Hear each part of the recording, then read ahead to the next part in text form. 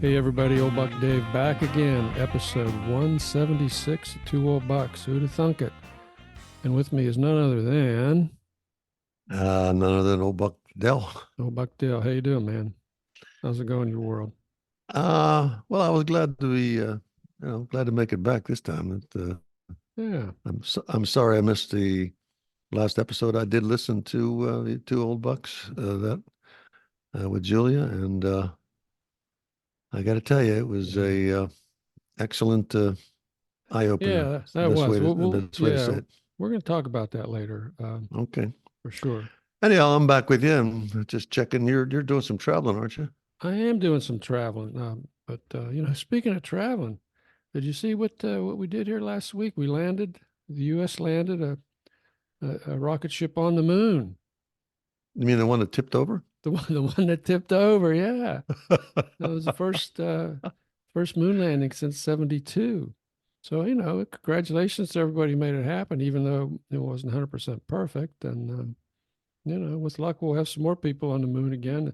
I think they're shooting for 2026 now. That's 60 years after our first soft unmanned landing, which was in '66. And of course, the first Well, I think man someone landed in said it could have '61. lithium. Could have lithium. Right? The The moon might moon. have Oh, lithium. okay. And when you see that quarter moon up there, it's because we mined the rest of We it off. mined the rest. You know what I Yeah. mean? Yeah, I mean it's a shame that that it did tip over like that, but hey, it's a start anyway. But what it is Yeah. amazing when you think back into the '60s, we were able to do this time after time after time. Now we had a lot of failures before that, of course. A lot of rockets blew up, and a lot of things happened. Bad things happened before that, but once we got in the groove with Apollo, there, man, we just kept nailing it. Other than 13, of course. Well, you remember when you were at the Kennedy Space Center in I Florida? I Remember? do remember that. Yeah. That's right. Well, as soon as I saw that Saturn rocket, I said, "Huh, so that's how he did it." You Huh, know what I yeah. mean? Yeah, yeah. Like, ooh, that's how we did it. Once we built that thing, yeah. But this was Wow. next one, I guess, is going to be bigger. Bigger, But bigger. this was a private entity, wasn't it? Do you read all about that? Yeah, it was a Uh, private entity out of I forget where they were. The previous private entity, that was out of Pittsburgh. They had the lander, and that failed. There's no failure in science, man. You learn something every time if you're smart. But hey, the weird thing was right after that landing, uh, A&T. Did you know AT&T's cell phone service went down? Did that you had did nothing. you hear Surely that? that had nothing to do with that. Well, who knows? Talk to Stan Gordon. You know, basically, so they were for its customers. They were back in 1966. You know, they were back in the old days when we were landing on the moon. Interesting. It was, when you read about it, it was like a frightening first time experience for many of these subscribers. They'd never had to, they never experienced that before, and certainly they're hoping they don't, that the process doesn't get repeated. Um, on the plus side, we had millions of people who were first forced to look up from their phones and make eye contact with other in the flesh humans. What about that? I think that's a good thing. I see that all the time, all the Yeah, time. As soon as they get seated, they immediately take out the phone yeah. See, and they didn't start. have the phone. They had I it. They would had have it. that my phone could have been off for 3 days. Mm-hmm. I would have noticed I said, because yeah, working around the equipment and stuff and the yeah, noise, I don't even hear it half the yeah. time. So, well, Yeah. life goes on even when I'm not paying attention to it. How's that Yeah, I sound? mean, the other weird thing is a lot of people were spotted reading actual paper books, man. You imagine that? They didn't know what to do. They grabbed the paper book and started reading it so they keep their nose buried in something. There were like Well, thousands of Zoom meetings were canceled. That's another plus. Okay. Fewer meetings is better for the world. And like I, did some, you happen to talk to somebody that had an outage? I didn't. I didn't even think about it. I didn't, because I don't have AT&T. So I was going to say, I wonder if somebody would be interested to talk to somebody who had AT&T. Well, listen, yeah, if you're a listener and you had AT&T, how did you cope with your couple hours of yeah, outage? yeah, Write to Two Old Bucks and tell us about it. yeah. The other thing is, there were like probably like I don't know, 1,200 people that did not step in front of a car because they didn't have their nose in the phone and walking out into the street. So that was another good thing. Come on. Lives were saved. Lives were saved. Yeah, lives were saved. Car crashes were avoided. People Oh, my soul. didn't have to text and drive at the same time. Yeah, it was Well, great. I told you that, I stand this curb life that I currently involved in, where I'm, near all this traffic and probably near a traffic light, and everybody stops, and you Hmm. see the number of people that are actually on their phone Oh and yeah, driving, it's and you scary, isn't think, it? oh, my Yeah. soul. Oh my Yeah. soul. Yeah. So how's the bus trip going? How's the bus into I work should going? tell you that I think you mentioned that I might have missed a bus, and I Y- got to admit that one day I did get on the wrong bus, and Oh, this was what a was that like? well. Here's this is interesting to me. I got on the wrong bus. I was heading in the general direction of where I wanted to go, but how did I know I was on the wrong bus? I didn't notice the number on the bus. That would have been a simple way to tell. Drivers always change, so you can't be sure who the driver is. But what I suspected was, I said, "Who are these people?" They weren't the usual suspects on the bus Hey, with you. I'm telling you, if you ride the Yeah, bus in a regular schedule, the usual suspects got are to get there. to And I know said, each other, huh? who are these people? And then I said, something's wrong Oh, here. Let me see if I can find out what bus I'm on. so where did So you end I up? jumped off.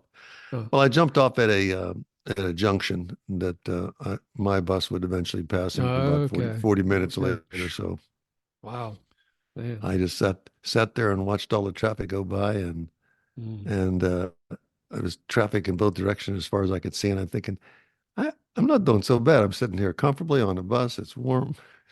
I mean, Maybe on I'll the stay bench. here. I'm sitting on the bench on the side of the road, and all these people are stuck in traffic as far as I can see in both directions. I said, maybe I'm not Mm, that's such a bad situation. might be So a good thing here. yeah. Yeah, yeah. It's like losing your cell phone Anyhow, it's good service. to be back. Good to be Good back. to be back. Tell me more Yeah. about your adventure.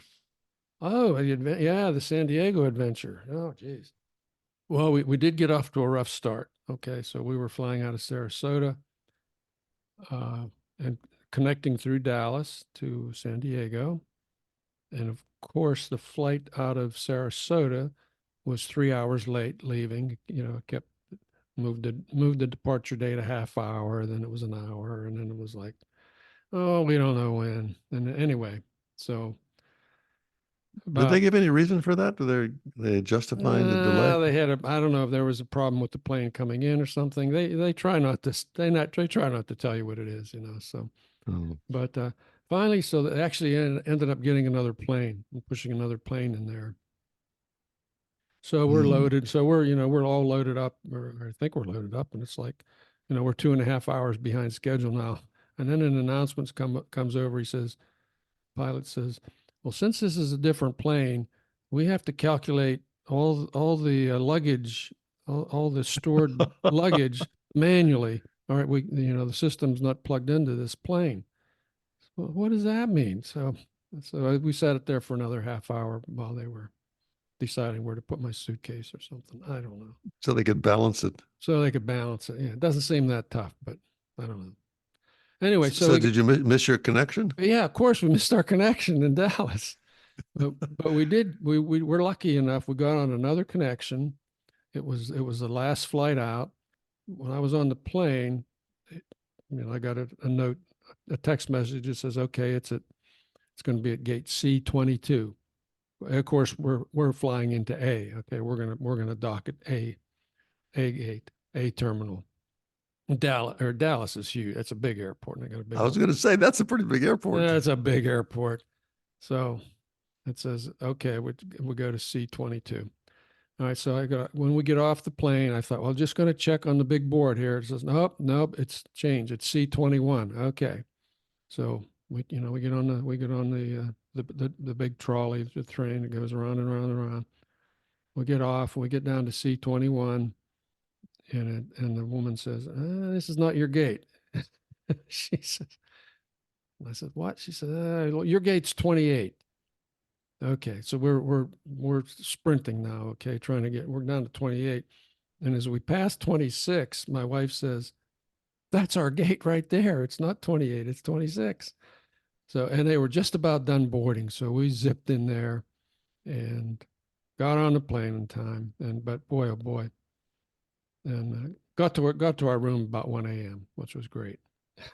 So it was a tough So it was start. a little long day. It was a tough start, but we had, but it turned into a great, it's been a great finish. It's not quite finished yet, but, it's, So fortunately, your wife was looking at like at the gates where they had, she's paying more announcing attention than like I, yeah. what destination Hmm. is, like you're looking for a Dallas, destination, and you're thinking, huh, that says it's going to Dallas right now, and I'm Yeah, 4 gates from where she said. I said, maybe I ought to check out and see if this plane is yeah, going to yeah. Dallas. So Well, I yeah, mean, I don't like that. I would much rather have it more I didn't organized. like it either. Yeah, That's I what get flying's nervous. become, man. That's what it's become. It's just a hassle. I booked that big, 2.5 hour gap between our connections, and and it wasn't enough to save us. I was going to say, you know how that works the other way around. You book the gap. You say, okay, next time I'll book a 3 hour gap, and then you get your 3 hours.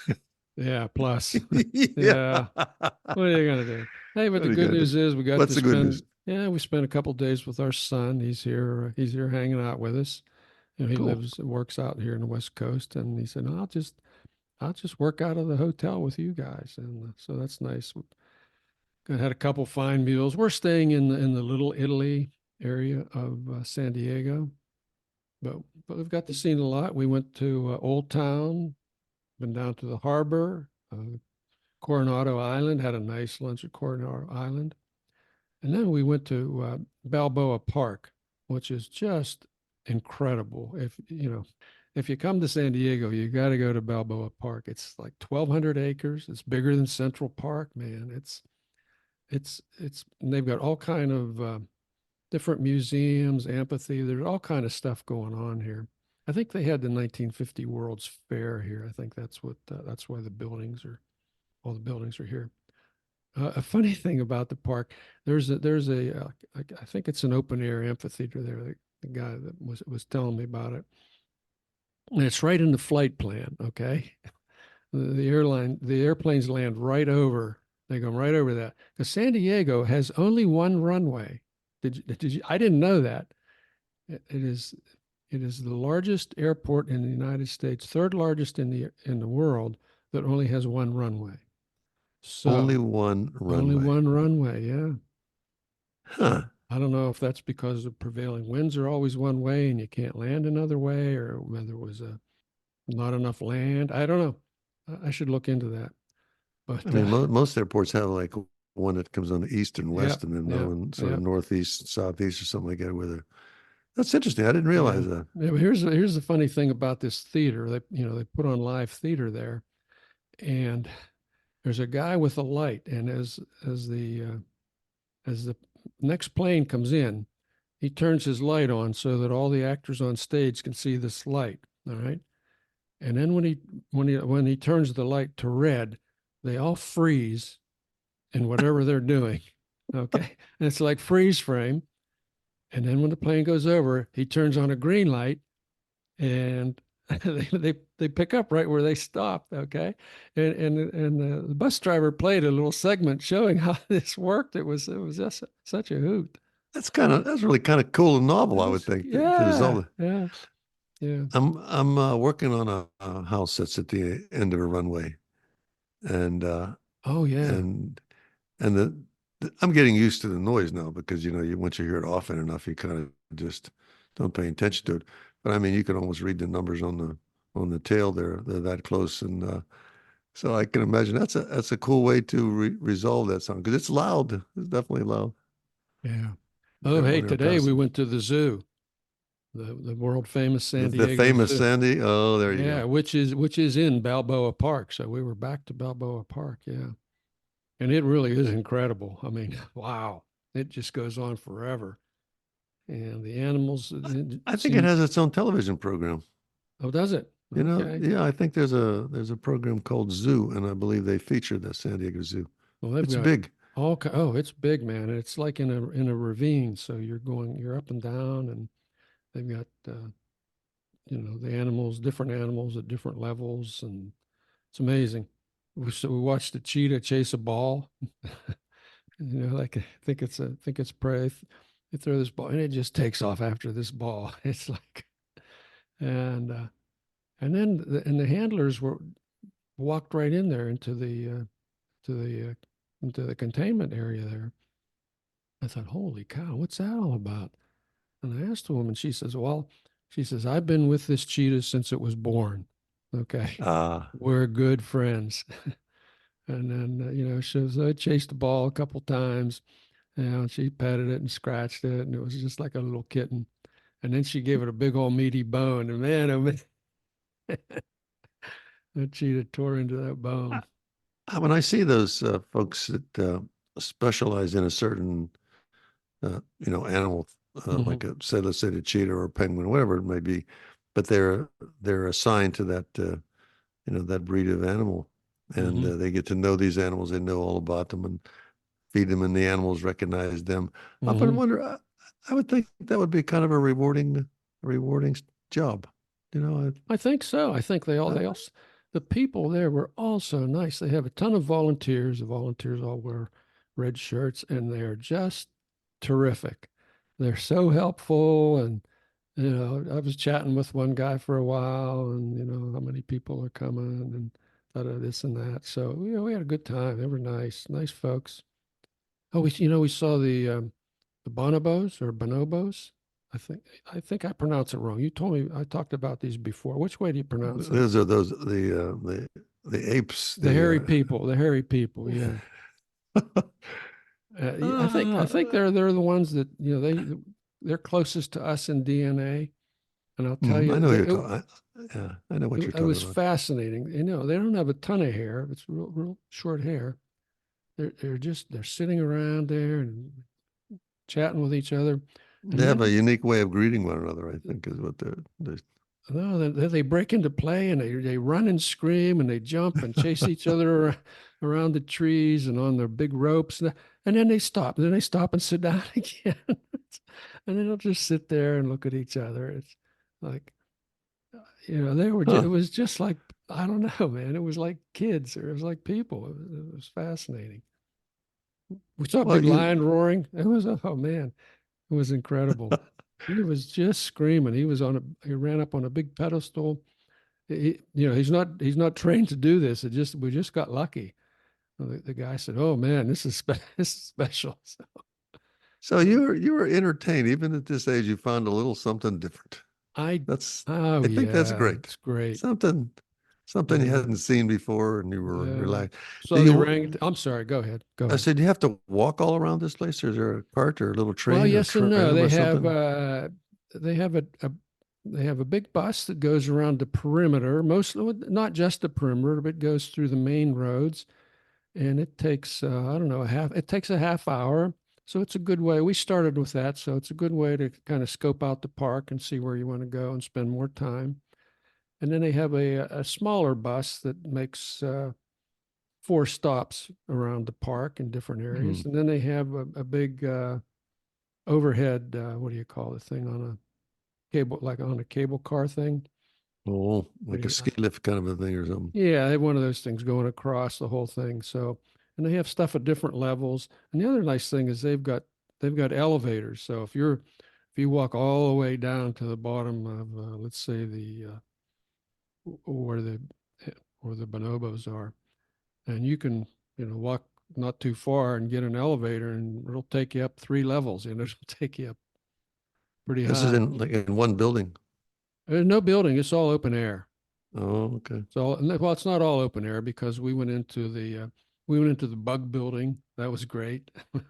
All these little monsters. Uh, they have the snake building and all that sort of thing. Mostly everything we did was open air. The last thing we saw was the naked mole rats. That's our grandson's Oh, yeah. favorite animal, the Mole. naked mole rats. So we actually saw them. It was great. It was really spectacular zoo. They're doing lots of good stuff. They're doing, lots of breeding, and reintroducing species into the wild. I forget which species it was, but there were only two left or four left on the planet, and some guy accidentally caught them when he was looking for something else, and they adopted. They take a lot of they adopt a lot of animals, okay, and then they've introduced like 70 of these back into the wild from their breeding programs, which is pretty cool. So we were there about 5.5, 6 hours. Didn't see it all, but we were used up, Yeah. you know. we Well, were. then you recommend any of the old bucks want to maybe see something they haven't seen before or I would in that certainly area? recommend Seeing that? San Diego, and definitely go to Balboa Park in the zoo. It's pretty nice, very nice. Hey, what else did we speak? We just had a moon landing, and you know what else we had? We had too many days in February, I We think. had too many days. Yeah, that's right. We had leap year. Okay. And I know you know this, but people probably wonder, why do we have a leap year? Tell them why we have a leap year. Well, I do understand that because we gain a little bit of time as we traverse around the sun, and to sort of keep the accounting straight, they just add on a day, and it absorbs that extra time, and then we get back to regular, you know, Yeah, keeping that's kind of track. close. Yeah. But actually, our orbit is not 365 days. I think that's what you're trying to say. It's Right, it isn't. It's like 365 and about a quarter. Okay. So we get an extra, a quarter day every year. So we bank those, every 4 years, make that leap day of February 29th. And this is on the. I did a little bit of searching on this after leap year here.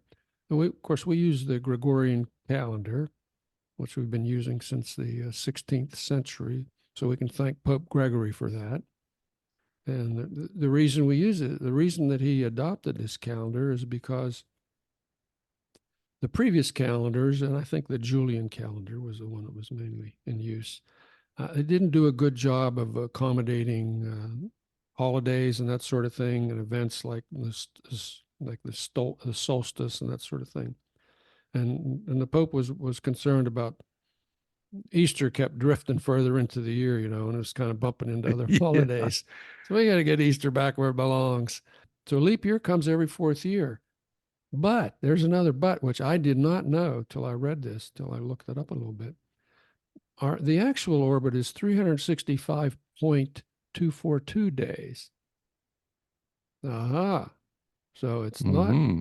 So what do we do about that? Okay. So what we do about every potential leap year, every fourth year that is not divisible by 100 and 400 will not be a leap year. So they will not add an extra day to that potential leap year. Isn't that amazing? I didn't know that. I didn't know that. Frankly, I think most of the population has no clue. I mean, it's involved with the nuclear clock or some other, there's some other space travel. Maybe you might need it in space travel or Yeah. something, No, no. Yeah. but it was just another Thursday to me. Just another Thursday. Okay. Okay. Uh, Interesting. Oh, Yeah. we travel in two different, you know, continuums, Mm-hmm. and you figure this stuff out, Figure it out. Figure and you tell me about it. You fall asleep. it. That's right. Like, why is he wasting his That's time my on this? job. When you They come could up be with, I come up sleeping. with my ideas, and you Yeah. have to take it. And when you do the Yeah. same to me. Yeah. That's true. That's true. What was that picture about? You said you might have a public service announcement. Anyhow, Oh, yeah. anyhow, ladies and gentlemen, I get a picture, and it just says another possible public service announcement, and his forehead's all banged up. And I said, well, Yeah. save that till we talk on the Got podcast. a big old scab up on my forehead here. Where, every morning when I get up, in the dark, in the bed, in the bathroom, I'll cup my hands and fill them full of cold water, icy water, and splash it on my face. just to, Huh. kind of shock my heart into moving again. When I do this, and I always, as I'm bringing the hands up, I bring my head down. Now, I just put a new faucet in here recently. It is taller and extends further than the old one. And I just whacked my head right into that thing. It took a chunk out of my forehead there. So I feel pretty stupid. Isn't that interesting in that you had a system perfectly aligned with the previous Yeah. faucet In the dark. I could do it in the that dark. Yeah. you could bend down or move your hands up and down, and you Hmm. just had it so you change the configuration of that and you go down as normal and kapow. Boy, I blasted my head down like, what? What is that? So stupid. Yeah, where did that come Where did from? that come from? Ah, Uh, well, we live and learn we live and learn. when it comes to Yeah. those things, doesn't it? Yeah. Yeah. Move something around when you get old. It Yeah. takes a bit of getting used to. So, Yeah. Hey, now for something completely serious. all right. Let's, and I know you mentioned this earlier on already, Hmm. and that was last week's episode with Yulia, which we've got just amazing response from. We got a ton of letters from afar, maybe the most we've ever received on an episode. I'm not sure. It's close between her and the one that between Yulia and Bridie. So let me read a couple of this. This is, of course, talking about her Unissued Diplomas Project. Good job interviewing the Ukrainian student. I'm amazed at Yulia's maturity for her age. Wishing her a breakthrough doing her project. Here's another. Yulia's story is heartbreaking on so many levels and heartwarming because of her efforts in behalf of her fallen fellow students. Quite a young lady. The reality of this war and the tragic results of the Russian aggression against the people of Ukraine is difficult for many to understand, but Yulia brings the listener a heartfelt story that needs to be heard. Now we go down. What an incredible young person. Wow. She's mobilized so much in such a short time. Brave, resilient, optimistic. 3 words I obviously admire greatly. It's hard to imagine how much these young people are carrying on their shoulders. They've lost so much, but still have the capacity to find a silver lining as they help to bring this darkness into the light for all of us to see. And those are just a couple of them. We got a ton more, but that was really touching. So many people were touched by that episode. Well, I said I listened to it when I knew that it was available, and I was, that just there was a sigh, I went kind of sighed, and I thought about this young person having to do that. I didn't have to do that. You know what I mean? I didn't have to Yeah, yeah, make note of all the people I lost that went to school with. I mean, some died of old age, like maybe we all lived to be 70 or something, but that's a yeah. rough start. But anyway, that was a great episode. Sorry you couldn't be here, but of course it was all her. It was all her. Hmm. All I did was listen to what she had to say.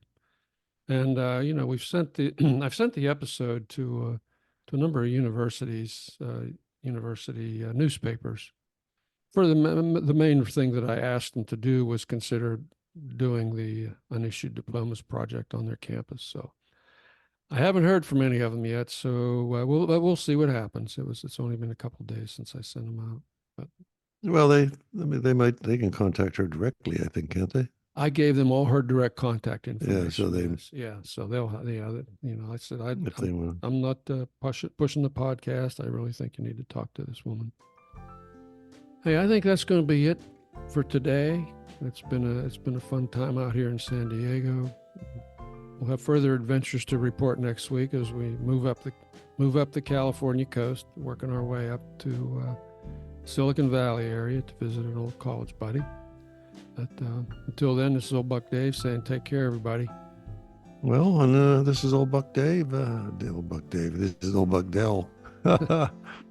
This is Old Buck Dell saying also thank you for listening, and be safe out there. Enjoy your trip, and we'll talk to you folks next time. Bye-bye.